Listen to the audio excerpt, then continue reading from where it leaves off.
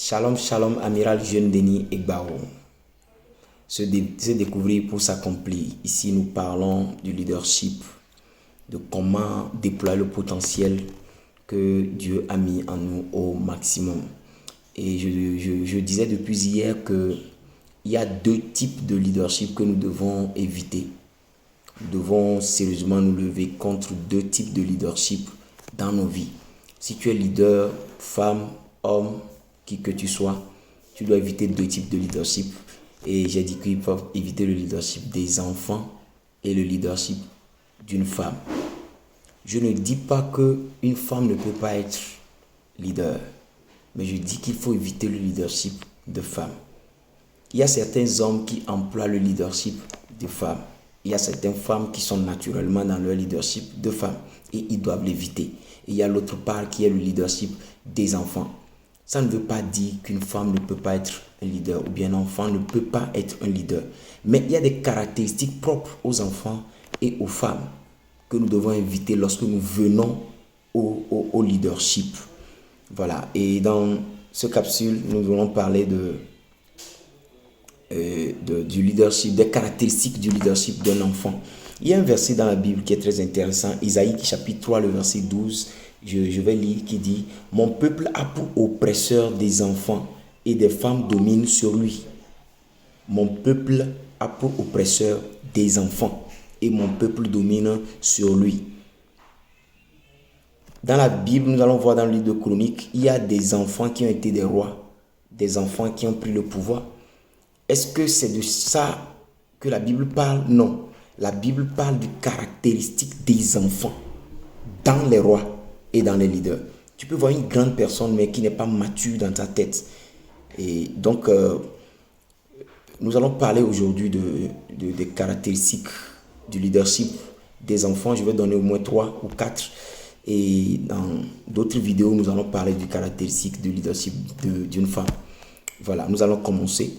Premièrement, ce qui caractérise le leadership des enfants, c'est le manque d'organisation. Dans Isaïe 3, le verset 4, quelque chose de très intéressant se trouve là-bas. Je vais le lire encore. Je leur donnerai des jeunes gens pour chefs, et des enfants domineront sur eux, et l'anarchie prévaudra. Waouh! Ce qui veut dire que lorsque les enfants dominent, l'anarchie vient. Partout où on rassemble les enfants, il y a du désordre et de désorganisation. Les enfants n'ont rien à foutre avec l'ordre. Lorsque tu rentres dans la chambre d'un enfant, tu sauras que tu es dans la chambre d'un enfant. Et lorsque tu rentres dans la chambre d'un adulte, tu sauras que là, je suis dans la chambre de quelqu'un qui est mature. Voilà. Lorsqu'on ordonne les choses, on met en place et on met un enfant en charge, l'enfant va tout mettre en désordre. Les enfants ne planifient rien, les enfants se lèvent, ils font ce qu'ils ont à faire. Les enfants prennent les habits, jettent comme ils veulent, ils prennent leurs jouets, ils s'amusent et après ils jettent comme ils veulent. Ils ne prennent soin de rien du tout. Donc en tant que leader, tu dois éviter le désordre et la désorganisation. Un leader, c'est quelqu'un qui est organisé, c'est quelqu'un qui planifie ses choses. Lorsque tu es là et tu te lèves, tu tombes dans les choses, tu les accomplis, tu te lèves, tu ne sais pas quel plan il y a demain, qu'est-ce qu'il y a dans un mois, dans 2 mois. Tu es un enfant. Tu vis le jour au jour, c'est un enfant. On appelle le leadership d'un enfant, quelqu'un qui vit le jour au jour. Tu crées une société, on te met à la tête de l'organisation, tu ne sais pas dans un mois ce qui va arriver. Vous lancez un projet, tu ne réfléchis pas sur si ça ne marchait pas, quel est le plan B, quel est le plan C. Si cette personne que nous avons mis nous trahissait, qu'est-ce que nous allons faire? Tu es un enfant. Donc nous devons éviter le désordre, le chaos, l'anarchie. Lorsque les enfants dominent, il y a l'anarchie. Lorsque nous venons dans nos pays africains, vous voyez l'anarchie, le désordre, la désorganisation. Pourquoi? Parce que les enfants sont au pouvoir. Les enfants sont au pouvoir. Donc, c'est ce qui caractérise le leadership des enfants. Le point numéro 2, nous allons voir le manque de compréhension des problèmes graves. Lorsque quelque chose est grave, les enfants s'en foutent. Je me rappelle quand j'étais au cours primaire, nous étions à l'école un jour et notre enseignant faisait une crise d'épilepsie. Et quand il commençait par vibrer, nous ne savions pas que c'était un problème grave. Nous étions en train de rire. Quand il était en train de sauter, nous on riait. On criait, on était content, on pensait que le professeur s'amusait. Jusqu'à ce qu'il ne tombe de sa chaise. et commence par sortir des trucs là, par la bouche. C'est là où nous avons commencé par crier. Nous avons eu peur. Et les grandes personnes sont venues prendre en charge. Si on nous le laissait, ce professeur allait mourir. Pourquoi? Parce que les enfants ne savent pas que c'est grave. Vous voyez, les grandes personnes, les personnes matures dans le leadership voient des symptômes et préviennent des maladies. Ils préviennent des maladies, voient des symptômes et commencent par travailler sur les symptômes. Ils n'attendent pas que la maladie se déclenche. Ils prévoient des choses. Ils prévoient des routes, ils prévoient de l'eau, ils prévoient l'électricité, sachant que cette ville va grandir. Sachant que ce quartier va devenir un grand quartier. Ils prévoient déjà des routes, ils prévoient l'électricité, ils prévoient l'eau. Il sait que d'ici là, la société aura besoin de plus de personnel et il nous faut des bureaux. Il nous faut des tables, il nous faut des chaises. Il nous faut de gros salaires qui vont nous permettre aux personnes de pouvoir mieux travailler. Ils pensent en avance. Lorsque les choses graves se présentent, les enfants ne savent pas. Les enfants ne prennent pas des dispositions contre des problèmes graves et ils ne comprennent même pas la gravité des problèmes. Donc, lorsque vous voyez le leadership des enfants, vous voyez le fait qu'on ne prend pas soin des choses, on ne sait pas la gravité des problèmes. Et les enfants n'arrivent pas à voir les dangers imminents. Or, la Bible dit, l'homme prudent voit le mal venir de loin et se cache, ou bien se prépare pour l'affronter. Donc, lorsque tu es un leader, tu dois éviter tout ce qui fait de toi un enfant.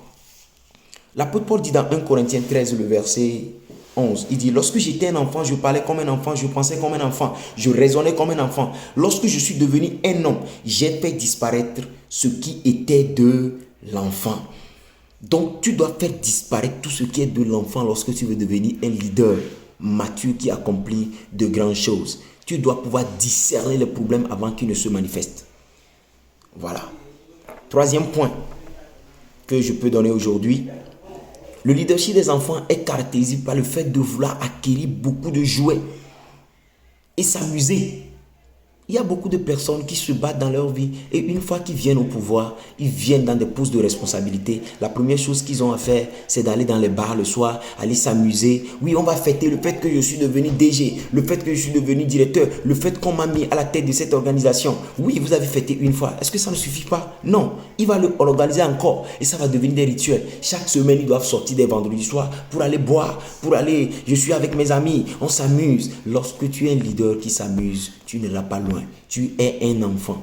Parce que le sort de tout un peuple se repose sur toi. Le sort de d'une organisation se repose sur toi. D'un département, d'une société se repose sur toi. Et toi, tu t'amuses. Le sort de ta famille se repose sur toi. Et tu t'amuses.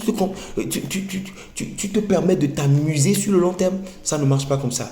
Lorsqu'on vient au leadership, on doit mettre à l'écart les choses des enfants. L'amusement, l'acquisition des jouets. C'est ce qui fait que beaucoup de personnes perdent leur poste. Lorsqu'on les nomme dans les postes de responsabilité, ils se payent des voitures dont leur salaire ne le permet pas. Ils mettent leur argent dans les gadgets, dans les voitures, dans les grandes maisons, dans des choses de luxe. Ce n'est pas le luxe qui fait le leadership. Tu veux être un leader modeste. Et le temps vient, chaque chose en son temps. Lorsqu'on nous met dans des postes de responsabilité, nous devons éviter tout ce qui est d'un enfant. Lorsque les enfants trouvent de l'argent, ils pensent bonbons, ils pensent jouets. Mais si toi aussi tu dis que tu es un leader et une fois que tu trouves de l'argent, tu penses voiture, tu penses maison, tu penses aux gadgets, aux petits trucs. Je connais des leaders qui ont de bons salaires à la fin du mois. Mais ils s'habillent extrêmement cher. Et quand tu vois leurs enfants à la maison, tu te dis mais c'est pas possible. Ils ne prennent pas soin de leur maison, mais ils payent des habits de marque, des costumes de marque. Toi, tu es propre, mais ta maison, elle est sale. Ils vivent dans les décombres, mais conduisent de grosses voitures.